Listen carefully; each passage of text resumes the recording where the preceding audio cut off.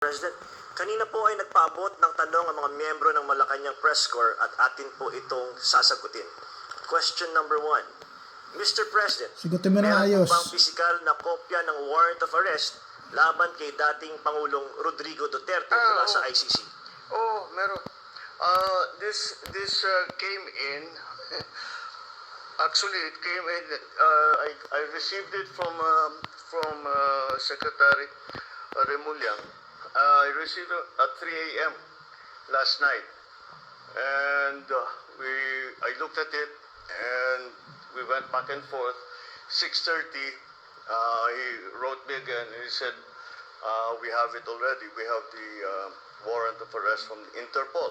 We have it And I already. said, "Okay, we'll put all our plans into place, and sige, Interpol. let's proceed as we had Ang tanong, discussed." ICC. Now, that's what happened. So yes, there is Eh, a di pinalanan nyo nga. very clear Very clear nga. document that will explain Very clear na pinalanan nyo lahat. the how Putang ina mo. that will explain the basis Binoto pa kita. on how we conducted Hayop this ka. arrest of former President Duterte. Sir, is it okay Galing sa to give bibig them mo, ha? copies of the arrest warrant? Photocopies of the arrest warrant? Would that be possible? Do we have limitations on that? We have the limitations, but we can. We have here the SILG. Ba't mo tinatanong? Di mo part and alam? parcel of the entire Walang Diyos, talaga wala kang kwentang provide presidente. the PCO with Ba't a hindi mo digital alam? copy. It has been attested by the Secretary of Justice and the Anak Department ng of Justice as patay. a lawful and legal Sabog ka dyan, warrant. ano?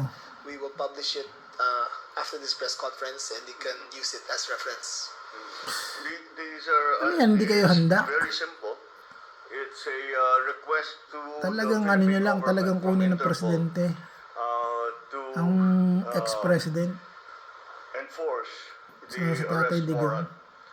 And of course, we comply with our commitments to Interpol. We did not do this because it was derived from or it came from ICC. We did this because Interpol asked us to do it. And we have commitments to them, and we lived up to those commitments. Sir, thank you, sir. Second question, sir. Mr. President, galing na nga sa sinasabi ng bibig kampo mo, ni PRRD pinilano na nyo lawful arrest daw Anak ng itong patay. ginawang pag-aresto sa kanya. Well, we followed every single necessary procedure. No, you didn't follow every necessary when we procedure. serve that warrant and to read him his rights. Alam nyo, bago We nyo paliparin followed all the dapat yan legal muna sa procedures that are Supreme Court. necessary. So, I'm confident that if in further examination, you will find that Sabog ka na naman, it is, kitang-kita sa mata mo proper eh. and correct. Sir, third question from the MPC. Mr. President, may violation ba ito sa ating soberanya? Ito Oo, meron. pag-aresto kay dating Pangulong Duterte? Meron. No. Komino. Bakit naman? Tanga mo. Meron. Meron. Consistent naman tayo. Hindi tayo tumutulong sa investigasyon ng ICC. Wala tayong meron tayong contact sa kanila, natural.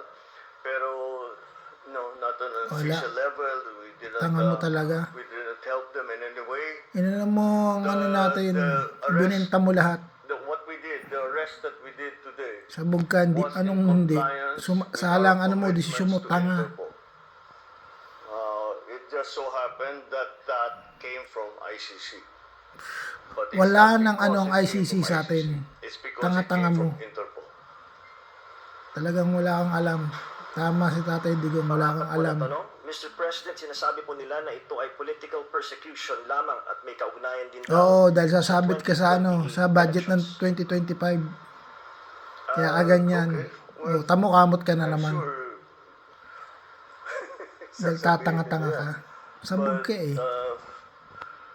This case started in 2017.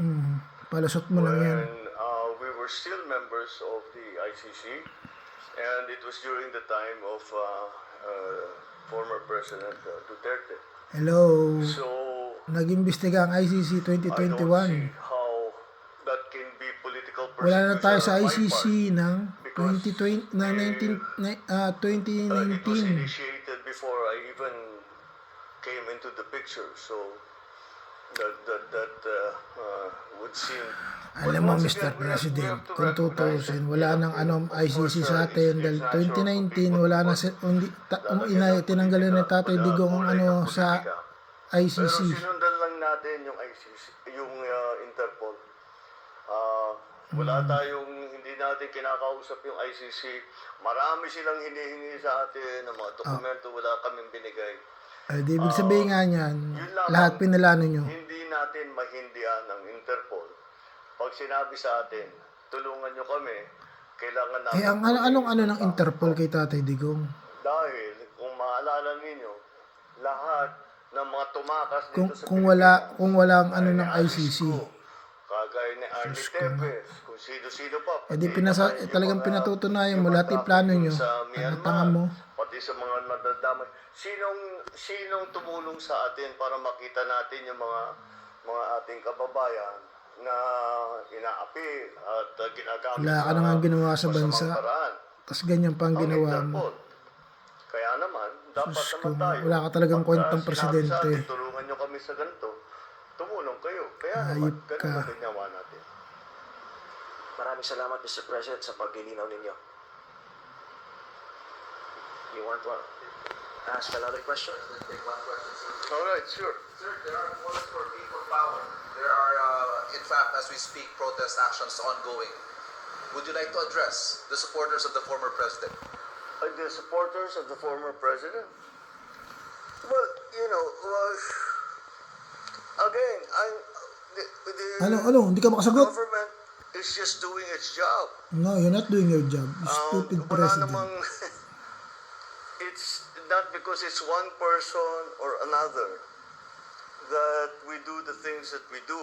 Maybe sa Wala nga kayong ginagawa, kundi nakaraan ng mangurakot, mga putang ina administrasyon, nyo. baka ganun ang ginagawa. Pero para sa akin, hindi naman ganun. Sumusunod tayo sa batas. We are a member of the Maday. community of nations. We must live up to our responsibilities, to the commitments that we have made to the community of nations. Putang And ina. that is what's happened here. The politics doesn't enter into it. Bakit? Why that? You know, he's never going to be a candidate for anything. Why go after him?